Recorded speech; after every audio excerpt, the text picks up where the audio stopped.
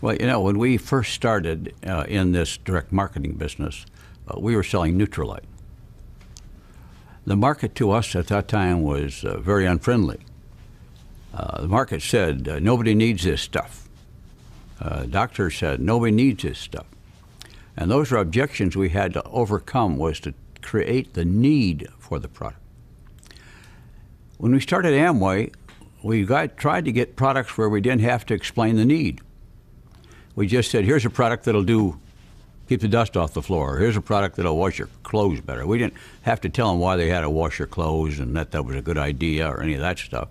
So all we had to do was sell a product.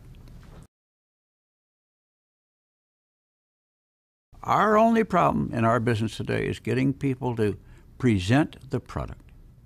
Now, people say yes or no for various reasons. Sometimes they can't afford it. Sometimes they don't want it. Sometimes they don't like you. Sometimes they're not ready for it. It's a timing issue oftentimes. There's a time when people are ready, for example, to listen to the plan, and there's a time when they couldn't care less. There's a time when people are open to your suggestion to try a new face cream or a new cosmetic product or to take Neutralite. There's a time when you can talk to them. So, you know, people get down on themselves because they say, I didn't do a good job. If I only presented it different. That's got nothing to do with it. It just says that you and the customer don't mesh. And once you accept that, then you stop worrying about it. Because otherwise you always put yourself down. And then you get back and you have a meeting and say, well, if you would have done this, if you would have said that. I say, forget all that. You know, just go find somebody else to talk to. There's another 100 million people out there waiting to hear from you.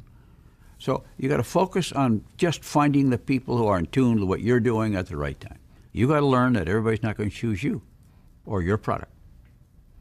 But if you tell it to enough people, you will sell. I used to have a stack of cards in my desk drawer when we were just starting of all the distributors that we had personally brought in the business who quit. And a little stack of distributors who stayed. And I used to take the two stacks out and say, look, these are all the ones who, sometimes I drop them just to magnify how many of them there were, who got in with us and quit. And these are the ones who stayed. So you learn to live with the fact that a lot of people don't want to be in what you're in.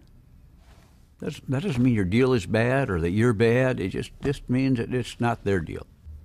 And when you go out to present something and they reject it, then you feel like you failed.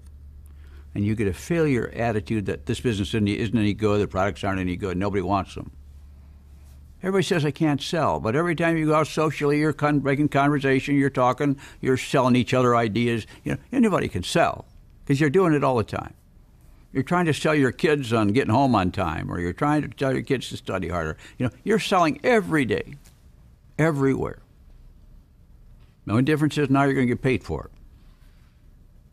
But you are a salesman. You know, let me just go back on how Jay and I started in this business. When we started, we had to have 25 Neutralite customers on Neutralite XX because the only product we had to sell was Neutralite XX. Neutralite had one product in one size, and it cost $20, and that's why they called it XX. And we believed in the concept of the plan. It wasn't nearly as good as our plan, nearly as sophisticated, nearly as many bonuses, but nevertheless, we believed in this marketing system of being able to build a business of our own. We wanted a repeat business. And that's what we loved about Neutralite. Every month they bought another box, over and over. So you get ahead in life that way. If you build a customer and they keep buying, then you get more customers and they keep buying, and pretty soon you got a real business. That's what we have today. And so in cosmetics, you reuse them. In household products, you reuse them. In Neutralite, you keep using and replacing. Customers are a lot easier to get than to get an effective distributor. They're everywhere. Anybody can say, yeah, I'll try that. I'll buy that. That's okay. So if they don't like that, talk about another thing. Say, you know, I got 3 basic offerings. But I'd like to really talk to you about this one because I think this is the one that's more of interest to you. And if it goes to the other one, then talk artistry. And if they go elsewhere, talk household.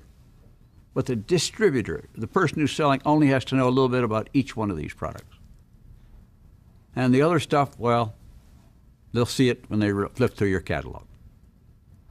You focus on selling Neutralite, Double X, or the starter brand, I don't care. You talk to them in terms of trying the lipstick or trying some special cream that you like and you think it's great, and you talk to them about LOC and all the features of LOC and say, try it, you might like it. The company has the responsibility of making the very best products with a good sales pitch for them. By that I mean a demo, something that will illustrate the superiority of the product, the special features of the product, so that the distributor gets something to work with when he talks to somebody about the product. So he's got to know 2 or 3 hot items on those product line. And he can start talking about Neutralite, and he knows Neutralite, farms, quality, 60-year history, old-time established company that knows how to make these things. Running big farms, 3,000 acres here and 1,000 here and 1,000 there. This company grows its own goods. That's all you got to know.